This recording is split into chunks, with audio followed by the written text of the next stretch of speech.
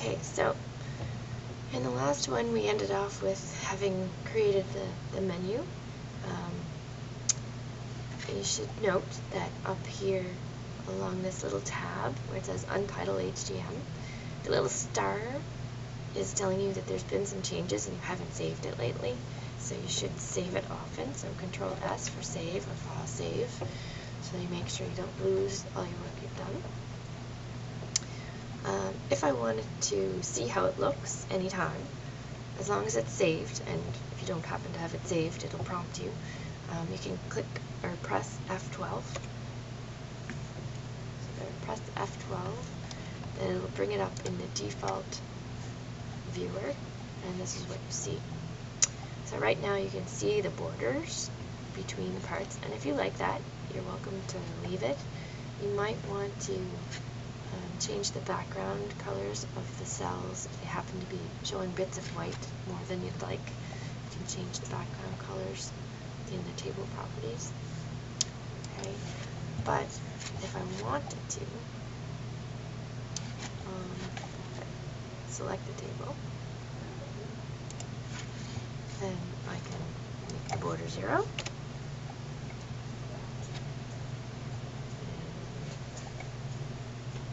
Hit enter. Okay, and now you can see the dashed lines where the borders really are, so it's still okay for editing.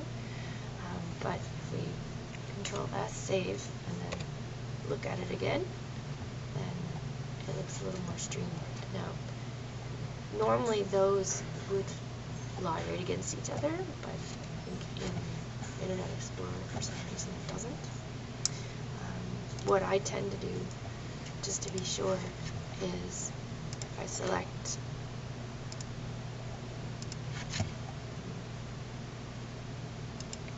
the cell, then you might want to make the cell that color before even putting the images in.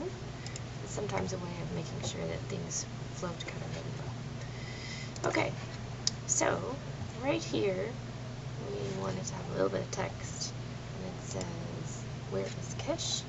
Now if I put text or things into these regions, I want it to be, if I put where is Kish, okay, right now it's automatically up in the left corner, but it doesn't always default to that. So down here in the properties, I can pick top and left for how the alignment is set in this cell. Okay. With this one, I actually want it to be centered. So I'm going to select the text and center it. So horizontal, center. Okay, now I'm going to insert an image. So here's my image. K-Town Maps Mom. So I'm going to put it right here. Okay, and I'm going to make a link from that. Okay, so if I search on Google,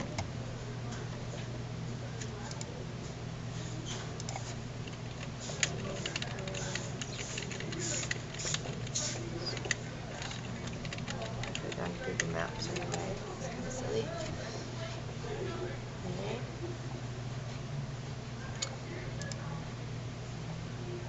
So I can grab the link for it right here.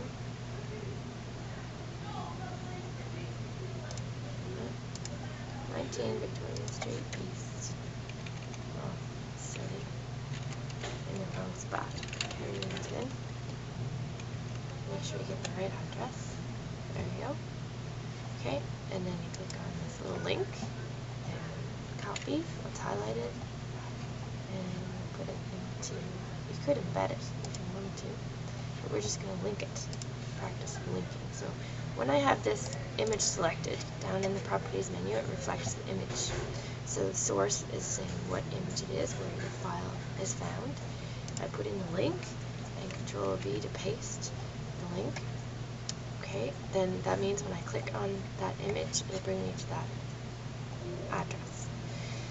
Now, I could let it take it away from your page, but sometimes it's nice to let it open in a new page so that if they close the map, it'll still bring you back to your page.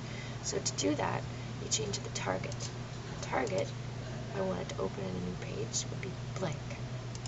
If I want it to open just in the place where it's at, so that it opens in place of your page, then you put self.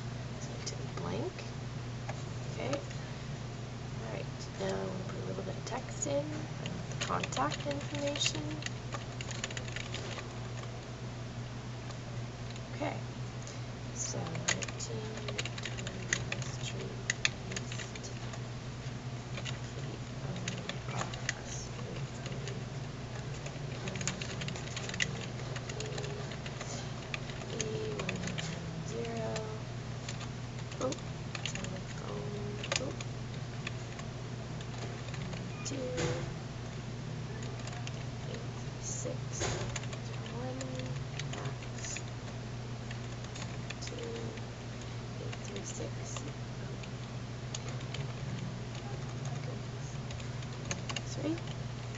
Alright, so automatically it tends to default to double spacing, and I don't really want that for this part. So I'm going to select this text, and down at the bottom I'm going to say none for format, and it brings it all squished together now.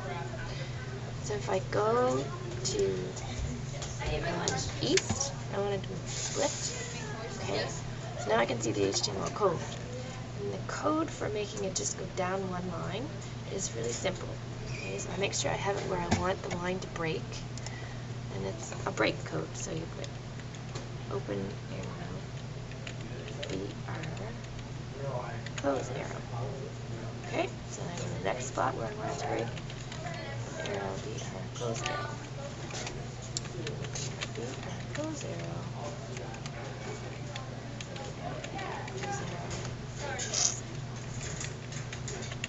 And so on. So that should be the end of it. So now if I click down in the design view, it should adjust. Okay. Now this part, I want it to stand out a little more, so I'm going to bold. Make it bold. And up here, it's kind of a neat way to learn coding too.